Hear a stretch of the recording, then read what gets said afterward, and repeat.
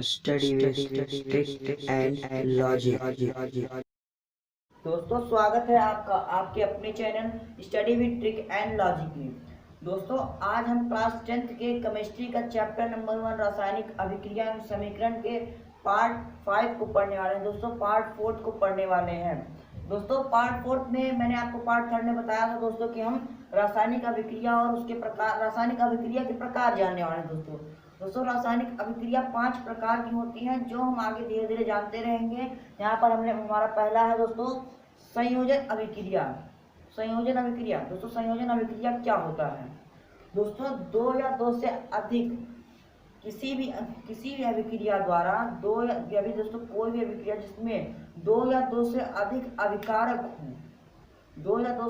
अभिकारक हों और अभिक्रिया होने के बाद उत्पाद सिर्फ एक हो, कोई एकल पदार्थ का निर्माण करता है दोस्तों, वह हमारा संयोजन अभिक्रिया कहलाता है।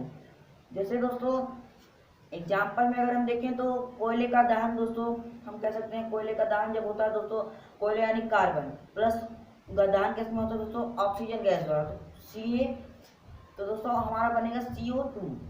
तो दोस्तों ये हमारा बन गया दोस्तों, यहाँ पर दो अभिकारक था और एक उत्पाद बना दोस्तों। और दोस्तों हमारा फिर दोस्तों हम ये भी कह सकते हैं जल का बनना, हाइड्रोजन और ऑक्सीजन गैस से जल का बनना, हम ये भी कह सकते हैं कि यह संयोजन अभिक्रिया है। संयोजन अभिक्रिया दोस्तों ये सब उदाहरण है दोस्तों। जैसे आप मान लीजिए जल का निर्माण करने के लिए दोस्तों हमें पहले H2 यानी हाइड्रोजन गैस लेना होगा प्लस ऑक्सीजन गैस लेना होगा। उसके बाद दोस्तों यहाँ पर H2O यानी जल बनेगा, यहाँ पर हाइड्रोजन गैस, यहाँ पर दोस्तों हाइड्रोजन गैस हम लिखेंगे, फिर ऑक्सीजन गैस, फिर यहाँ पर जल। यानी दोस्तों यहाँ पर देखिए दो अभिकारक हैं। अभिकारक दोस्तों यहाँ पर दो हैं, यानी दो अभिकारकों द्वारा किसी एकल उत्पाद का निर्माण हो तो उसे हम संयोजन अभिक्रिया कहेंगे। दोस्तों आइए परिभाषा को लिखते हैं। देखिए दोस्तों आप अगर थोड़ा सा जानते हैं, मान लीजिए आप एग्जाम में गए हैं, संयोजन अभिक्रिया की परिभाषा आप भूल गए हैं, लेकिन आपको एक दो उदाहरण आपको उसको याद है। मान लीजिए आपको ये याद है क्योंकि ये थोड़ा आसान पड़ता है। मान लीजिए ये आपको ज़्यादातर लोगों को ये याद होता है दोस्तों।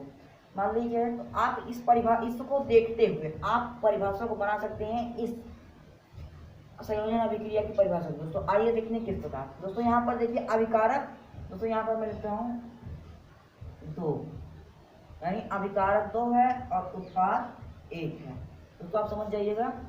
दोस्तों इस अभिक्रिया में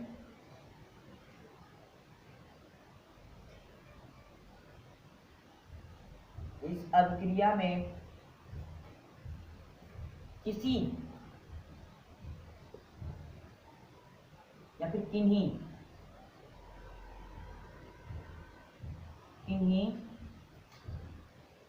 दो पदार्थों द्वारा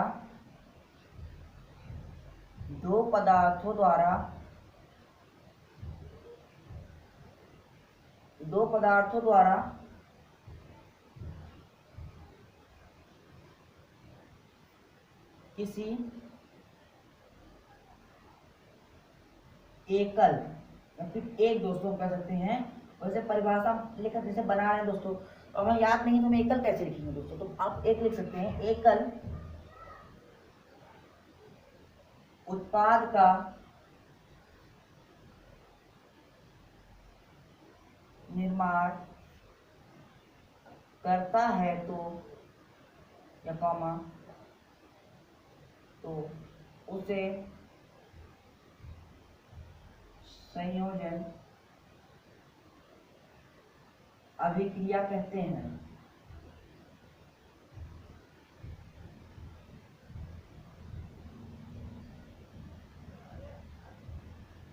यानी दोस्तों अगर हम ये अभिक्रिया में जानते हैं दोस्तों, इस अभिक्रिया में अगर किन्हीं दो पदार्थों द्वारा किसी भी दो पदार्थ द्वारा किसी एकल उत्पाद का, यानी या फिर हम इस प्रकार कह सकते हैं किन्हीं दो पदार्थों का रासायनिक अभिक्रिया कराने पर किसी एकल उत्पाद का निर्माण करता है या फिर वो किसी एकल पदार्थ का निर्माण करता है तो उसे संयोजन अभिक्रिया कह सकते हैं। दोस्तों आप परिभाषा किसी प्रकार से लिख सकते हैं, उसका कॉन्सेप्ट आपको समझ में आ जाएगा। वो आप उसके नाम से, उसके एग्जाम्पल से या फिर इससे आप एग्जाम्पल बना सकते हैं। इससे आप लॉजिक थोड़ा सा लगाएं या फिर इससे लॉजिक लगा के आप परिभाषा बना सकते हैं। परिभाषा से थोड़ा सा भी लॉजिक लगाएंगे तो आपका ये एग्जाम्पल बन जाएगा।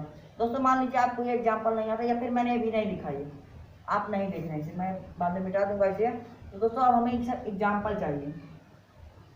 दोस्तों अब देखिए, अगर आप एग्जाम में बैठे हुए हैं, आपको एग्जाम्पल नहीं आ रहा है, तब आप क्या करेंगे? मैंने बताया कि एग्जाम्पल आपको याद है तो परिभाषा बना सकते हैं। तो दोस्तों परिभाषा अगर आपको याद है तो हम एग्जाम्पल बना सकते हैं इसमें। दोस्तों आइए देखते हैं किस प्रकार। दोस्तों यहाँ पर लिखा है किसी भी अभिक्रिया में। दोस्तों इसका मतलब है हम इस अभिक्रिया में दोस्तों किसी भी दो पदार्थ, यानी कोई फिक्स नहीं है कि किस प्रकार के पदार्थ हों, मतलब अब एक सूत्र बने वो, लेकिन वो ये नहीं है कि किस प्रकार का पदार्थ होना चाहिए, धातु या कुछ भी, किन्हीं दो पदार्थों द्वारा। दोस्तों मान लीजिए हम दो पदार्थ लेते हैं। मान लीजिए हमने एक एग्जाम्पल दिया था कोयले का दहन। दोस्तों अगर आप कोयले का दहन लेंगे तो कोयला यानी कार्बन, मान लीजिए दो पदार्थों द्वारा यानी कार्बन यानी C प्लस दहन होगा दोस्तों तो ऑक्सीजन गैस से होगा। उत्पाद दोस्तों यहाँ पर एकल उत्पाद का निर्माण करता हूँ, तो एक उत्पाद। दोस्तों आपको एग्जाम्पल भी ऐसा सोचना होगा जो यहाँ पर, जैसे हमने अभी पिछले वीडियो में दोस्तों हम समीकरण संतुलित कर रहे थे तो उत्पाद में दो होते थे या फिर इसमें एक होता था, इसमें दो होता था, वो हम अभी अभिक्रिया में जानेंगे। दोस्तों आइए देख लेते हैं। दोस्तों यहाँ पर CO2 बन जाएगा, यानी ये दहन होकर एक कोयला बन गया दोस्तों, कोयले का दहन हो गया। तो दोस्तों यह हमारा संयोजन अभिक्रिया है। दोस्तों इस प्रकार जैसे इस अभिक्रिया में किन्हीं दो पदार्थों, तो हम परिभाषा को देख करके एग्जाम्पल बना सकते हैं। अगर हमें परिभाषा आता है तो एग्जाम्पल बना सकते हैं दोस्तों, और अगर एग्जाम्पल आता है तो हम परिभाषा को बना सकते हैं। अगर हमें कोई एक चीज़ याद है तो हम दोनों चीज़ कर सकते हैं। दोस्तों आइए हम एक एग्जाम्पल थोड़ा सही तरीके से लिख लेते हैं। दोस्तों हमने एग्जाम्पल लिख लिया है यहाँ पर। दोस्तों ये बहुत ही अच्छा एग्जाम्पल हमने लिया है यहाँ पर। दोस्तों मान लीजिए आपने कोयले का, दोस्तों यहाँ पर जो हमने दो एग्जाम्पल लिए हैं और इसके पहले हमने लिया था पानी वाला, जल वाला दोस्तों, तो वह सब अभिक्रिया दोस्तों हमने कर लिया है। अब आप कहेंगे हमने ये भी नहीं किया। दोस्तों ये हमने किया। दोस्तों मैं वो भी लिख देता हूँ H2 प्लस O2 H2। दोस्तों हमने ये भी किया हुआ है। मान लीजिए तीसरा है हमारा।